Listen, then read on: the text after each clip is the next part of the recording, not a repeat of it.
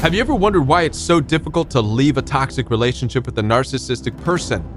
If you have, know that you're not alone. Tonight, I want to share with you 3 reasons as to why this happens. But most importantly, I want to talk about how you can start breaking free. Let's get into this. My name is Kevin, and this is The Royal We.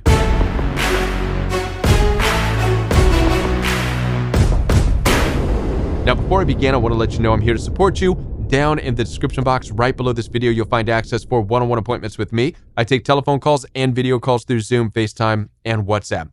Also, The Royal We has a private membership available for you where you can get daily support from me and a growing community of people from all over the world. I have a workout program for you, weekly fellowship, and so much more. Head on down to the description box right below this video and check out the private membership that's available for you, or schedule your one-on-one call. Now, let's get into 3 reasons why it's so difficult to leave a toxic relationship with a narcissistic person.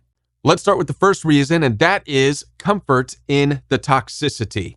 That's right, you can become comfortable even in a toxic relationship, even though you hate the relationship, even though you wish and dream about having a better relationship, a better life, a better family, a better everything. Yet every day you show up and you are present in this toxic relationship. And this is because of a familiarity. It's because of a comfort. This comfort is a part of a reliability, if you will. It's a dependability. Even though it's toxic, even though it's bad for you, even though it's killing you, you know exactly where it's at each and every day. This has formed a habit in your life. No matter how bad it is for you, it's become a habit. The habit has become comfortable. Imagine with me, if you will, you have a well of water that you drink from. You've been drinking from this well of water for years. Now, the well is toxic. It's full of bacteria. The water is horrible. And just because it hasn't killed you yet, you're still drinking from it. Even though you're showing the signs of sickness, you're showing the signs of becoming ill. You've even had people come into your life, travelers who've stopped by and said, whoa, that well you're drinking from is bad. It's toxic. Yet, your attitude out of comfort is like, well, I'm not dead yet, and I know where it's at. I'm comfortable because I know where this well is. It's dependable. You know exactly where it's at every day. This is due to the habitual nature of human beings. We are habitual creatures, and oftentimes we like to settle in to comfort, things that we know what it is, what to expect every day. We prefer this if we're not careful. Even if it's bad for us, we will prefer this over the alternative, which is, well, the unknown. Well, what if I don't find another well of water out there? That's a scarier thought. I mean, yes, this might be killing me, but it's here. I know where it's at each and every day. So it's become a habit because you know what it does each and every day, even though it makes you feel like crap, even though it's zapped your energy, even though you are slowly dying in this toxic relationship that's poisoning you, you know where it's at each and every day. You've become comfortable in that. And it becomes harder to leave the more comfortable you become. The more of a habit you build around this toxic relationship of being present, of depending on it, because it's simply there, the more it's sickening you. And make no mistake about it, it's killing you slowly over time. You're alive now, but how much more of this toxic relationship can you drink out of? The second reason is that you might feel sorry for them or feel bad for them. Maybe they've told you their childhood in which it was a horrible experience and they grew up being neglected and abused and violated or whatever the case may be, which isn't good. Yet at the same time, you've allowed this to build a justification for their bad behavior towards you. This is something as a coach I deal with all the time. As a matter of fact, I just had a client recently who called, and this person was sharing with me some of the things that they were experiencing, but then immediately started to jump into, yeah, but they experienced this, and this is why they act this way, and their childhood was rough, and so I can see why they're doing this, and they had this horrible experience, and I had to stop the conversation and say, wait a minute, I want you to pay attention to something here. You spent a little bit of time telling me how bad they're treating you, you've spent the majority of this conversation justifying it by talking about their upbringing, which you weren't even a part of. You're justifying the bad behavior. You're making excuses for them. And worse than that, it becomes enabling. When you are in a toxic relationship with a narcissistic person and you're justifying their bad behavior because you have listened to their sob stories about how horrible their life is. Maybe they've been in jail or they've had a unfair treatment or whatever the case may be. You start to enable their bad behavior. And I want to add this, that you're not helping them. Not at all. If you really care about somebody and you love somebody, you care about how they treat people, you care about their existence, then you'll want for them to get the help they need. Oftentimes, the only way somebody's going to get the help they need is when you stop trying. Because all that's taking place in the relationship is you're just enabling their bad behavior. You're teaching them that there is nothing wrong with what they're doing because you're going to show up and you're going to be present no matter what. And you're going to give and you're going to love and you're going to support and you're going to justify and you're going to say, oh, you poor thing. You've had it so rough. Here, let mommy take care of you. Let daddy take care of you. You're not mommy. You're not daddy. You're not their savior. You're not their counselor. If it's an intimate partnership or if it's a family dynamic, you cannot fix them. You cannot be both family and counselor. You cannot be both intimate lover and therapist. Choose one or the other. This is where things get all mixed up and they become enabled by it. All they know is I can get away with doing whatever I want and they're stuck because they feel bad for me. They actually like it. We have to step back and ask ourselves for a moment, where did we even get this idea that we have got to stay in relationships because we feel sorry for somebody? I mean, where did this come from? Did it come from church? Is it a churchy idea? I mean, I've been a Christian most of my life. I've studied the scriptures and nowhere have I found a scripture that says stay with somebody because you feel bad about them because of their life experiences and which is causing them to treat you horribly. So stay in that. Continue to love them. Continue to serve them. Continue to give to them. It doesn't say that anywhere.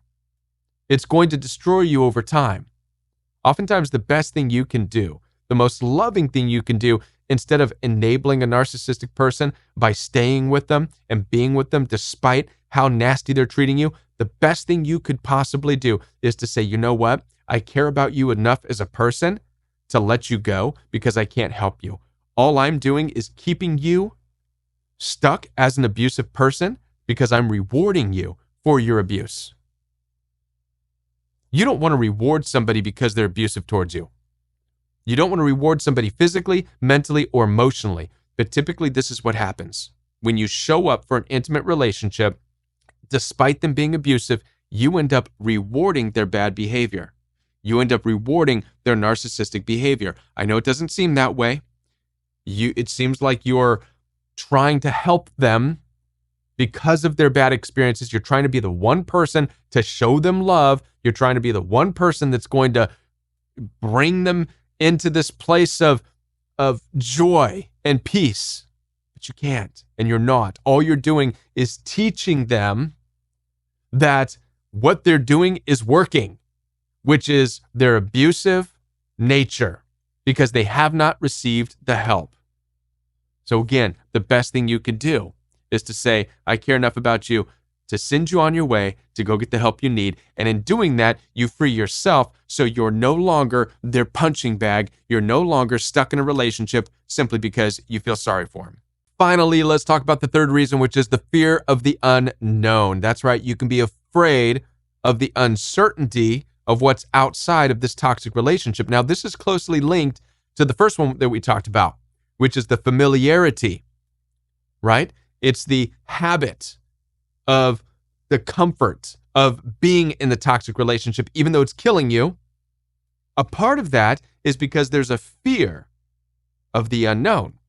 Remember what I said before, if you're drinking out of a well, even though it's toxic and it's full of bacteria, well, at least you know where the well is. And so you can wake up every day and go to that well and drink out of it, no matter that it's deadly and it's killing you. Because the alternative is, well, maybe you have to venture out and find another well, or else you'll die of thirst, and God only knows where another well is. And that's the problem. It's uncertain. You may not find another well for a day, 2 days, 3 days, a week-long journey. And that's scary, possibly even longer. What if you die out there? Oftentimes, the fear of narcissistic abuse will keep you in narcissistic abuse. What do I mean? Well, you might fear not only that you won't find anybody, you might not find another relationship, you may never find another family, you may never find another partner. Worse than that, you might find a worse partner. You might find another narcissistic person. You might find another abusive person out there or abusive people. You're terrified of what's out there. The uncertainty of the unknown, and that keeps you stuck in what's killing you. And you can justify staying with what's killing you for that fear. It's important that we understand something, that strength comes not because we accept what's easy, because we wake up every day and we drink at the toxicity that's in our life right now. Strength actually comes when we turn and we venture out and we take that risk into uncertainty and we face the fear. This is what facing fears is, my friends. It's not staying in a toxic relationships. Oftentimes we can think facing our fears means giving in to abuse. I'm going to face this. I'm going to face this toxic person and I'm going to take the hits. That's not facing fears. That's staying comfortable. And somebody watching this needed to hear that right now. You think you're facing your fears by staying in the toxicity. All you're doing is staying comfortable. You're ignoring your fears. Your fears are in leaving. Your fears are in the what ifs. But that's exactly where you grow stronger. It doesn't mean you leave this toxic relationship and fall right into the first toxic relationship that you see. No. You take a little bit of a journey. You venture out. You realize that if you leave this well of toxic water, for example, this toxic relationship, and you bump into another well, chances are they're from the same source. And so maybe you taste it, maybe you smell it, and then realize, oh, nope, it smells the same, tastes the same type of relationship. Yeah, because you didn't give enough time yet to venture out, to really process what you've experienced, and to give yourself enough time to get enough distance to find something new. Take that journey, even if it means you thirst for days, weeks, months. Take that journey. Face the unknown, because that's where you're going to find your strength. That's where you're going to find a brand new life. But on the flip side, if you stay in the toxic relationship, you become weaker over time. You become sicker over time. You become mentally, emotionally, physically, and spiritually beat down. This is what happens when you stay drinking of that toxicity. It's worth it to get up and to take the risk, step into the unknown. If this is already killing you, your chances in the unknown are actually better. They're better. Because here you know you're dying. There, you don't know. You don't know what's in store for you. So if you're struggling to leave a toxic relationship, know that it's normal. It's normal to experience any one of these three things that I've discussed. It's normal for you to feel familiar and comfortable, even though it's toxic, even though it's killing you. It's normal to have built a habit around this toxic relationship simply because it's there and you know where it's at.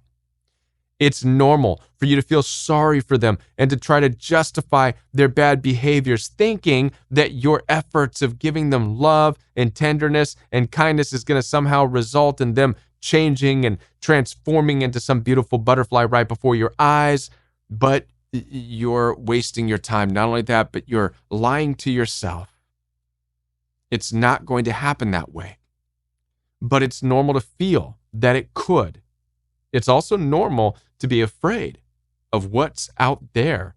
It's normal to be afraid of the unknown. Again, we are creatures of habits.